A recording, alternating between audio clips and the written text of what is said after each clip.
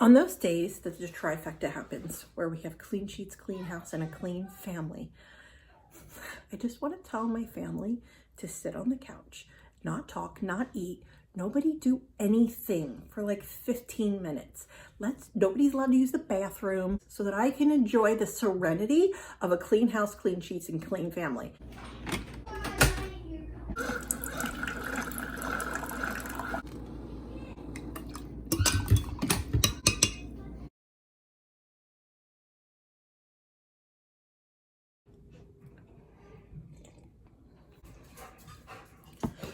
So I'm going to share with you the 2 reasons that I got into minimalism, and then 5 more reasons that have surfaced that are keeping me on the path of becoming a minimalist.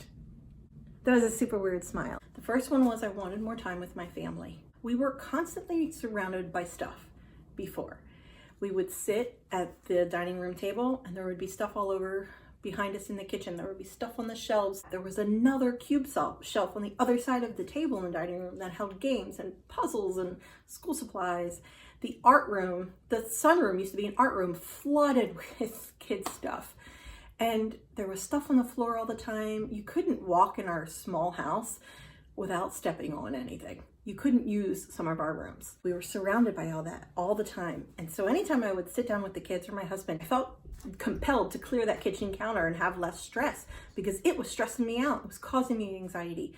I couldn't just sit and enjoy the time with my family.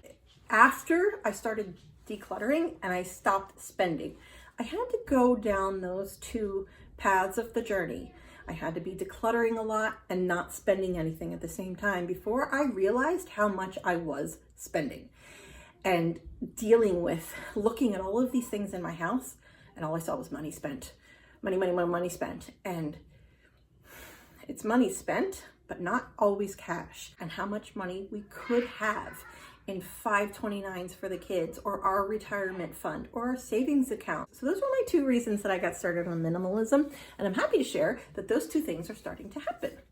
And I am absolutely enjoying my time with my family because there's not anything around me. I don't feel stressed and anxious about anything around me because it's not around me anymore. The kitchen's clear. When we sit down to homeschool, I know exactly where everything is for the year, and it's so easy to find, and we can really focus on their education instead of me spending 20 minutes trying to find manipulatives or trying to find a workbook or whatever. I have it all at hand and I know exactly where everything is now.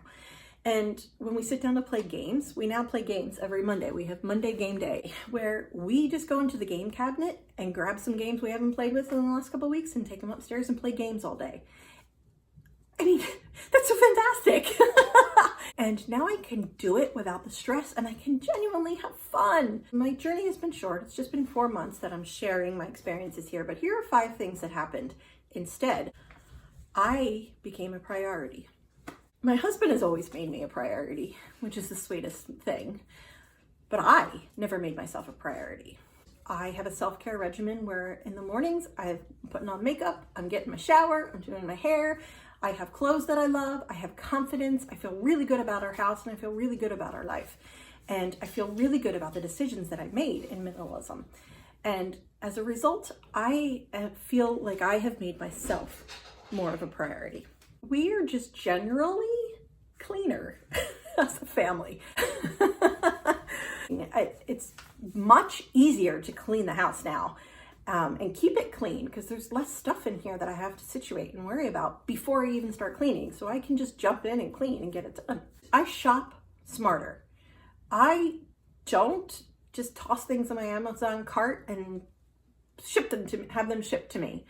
I buy with purpose. I buy with intention.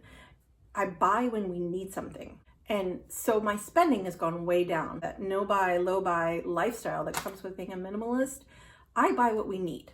I don't buy 3 boxes of cereal because I know the kids are going to eat cereal. I buy what's on my plan and what I have in my budget for groceries, and we stick to it. And it turns out I didn't need all those just in case groceries. And these are in no particular order of priority. I am less anxious.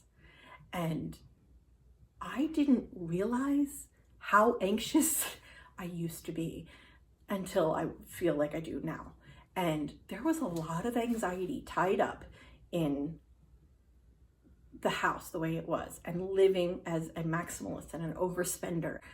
And now living more simply, living with minimalist lifestyle and intentional decisions and intentional purchases, I have way less anxiety and I am happier. I am calmer.